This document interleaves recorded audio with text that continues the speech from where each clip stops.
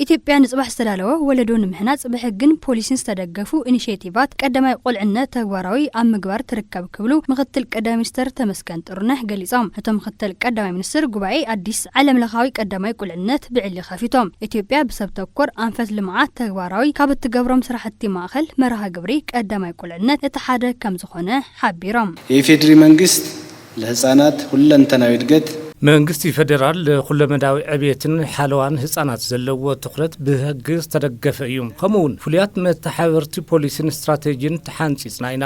ነዚኦም ኣብ ተግባር ብምውዓል ውፅኢት ዘምፅእ ስራሕቲ ድማ ይውገነለው። ናይዚ መርኣያ ሃገር ለኸ ማዕቀፍ ፖሊሲ ልምዓትን ትምህርትን ቀዳማይ ቁልዕነት ኣብ 2003 ዓመተ ምህረት ጸዲቁ ኣብ 2015 ዓመተ ምህረት ማሓይሹ ኣብ ስራሕ ውዒሉ እዩ። ከምኡውን ብ2017 ዓመተ ምህረት ጸደቀ ሓፈሻዊ ኣዋጅ ትምህርቲ ነፃን ኣገዳድን ቅድመ ቀዳማይ ብርኪ ትምህርቲ ንክወሃብ ሓንፂፅ እዩ።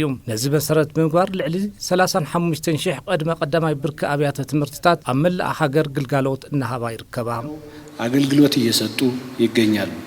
በመሰረት ቃል ኪዳን ሰቆጣ ፍኖተ ካርታ 15 ዓመት ተዳልዩ ትሕቲ 2 ዓመት ኣብ ዝኾኑ ህፃናት ዝበፅሕ ሕማም ድኽዳኸ ዜሮ ንምግባር ናሰርሐ ከም ዝኾነ ትሩፋት ሌማት መፍራይነት ሃነፅቲ ምግብን ንውፅኢታውነቱ ግድኦም ዝለዓለ ኢሎም። ብፍላይ ጉዳት ህፃናት ምቕናስን ምምሕያሽ ጥዕና ህፃናትን ከም ዘኽኣሉ ገሊጾም። የህፃናትን ደህንነት ለማሻሻል ድሕነት ህፃናት ምምሕያሽ ዘኽእል ብሄራዊ መርሃ ግብሪ ተጀሚሩሎም። በመሰረት ቃል ኪዳን ሰቆጣ ፍኖተ ካርታ 15 ዓመታት ተዳልዩ ትሕቲ 2 ዓመት ኣብ ዝኾኑ ህፃናት ዝበፅሕ ሕማም ምድኽዳኽ ኣብ 2022 ዓመተ ምህረት ዜሮ ንምግባር እናተሰርሐ ይርከብ። ኣብ 2008 ስራሕ ፈተነ ጀሚሩ ክሳብ ሕዚ ብብርኪ ሃገር ስራሕቲ መስፍሕፋሕ ይሳለጠለው።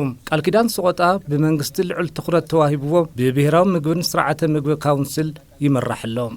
በብሔራዊ የምግብና ስርዓተ ምግብ ካውንስል እየተመራ ነው። ኣብ ምምሕዳር ከተማ አዲስ አበባ እቲ ኣመራሓ ብዝወሰደ ቆራጽነት ኣብ ኩለመዳዊ ዕብየት ትኹረት ዝገበሩ ኢኒሺየቲቫት ተቐሪጾም ተግባራዊ ከም ዝኾነ እውን ሓቢሮም። እቲ ወሳኒ ስራሕ ህንፀት ወለዶ በአዲስ አበባ ግንባር ቀዳምነት ተጀሚሩ ናብ መላእ ሃገር እናተስፋሕፈሐ ከም ዝኾነ እውን ተመላኺቱ።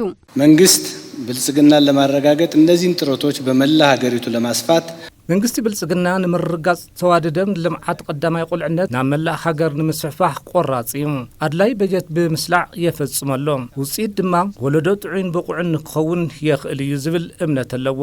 እዚ ሓደ ደረጃ ኣብያተ ትምህርቲ ብምምሕያሽ እቲ ካሊእ ምግቢ ተምሃሮ ብምስፋሕ ካብዚ ብተወሳኺ ህፃናት ብኣካልን መንፈስን ዝህነጽሎም ስፍራታት ስፖርትን መዘናግዕን በብኸባቢኡ ብምህናጽ ብልምዓት ኮሪደርን ከተማታትን ሰፈራትን ንህፃናት ምቹው ንክኸውን መንግስቲ ይሰርሕ ኣሎም። በማድረግ መንግስት ግንባር ቀደም ሚና እየተጫወተ ነው።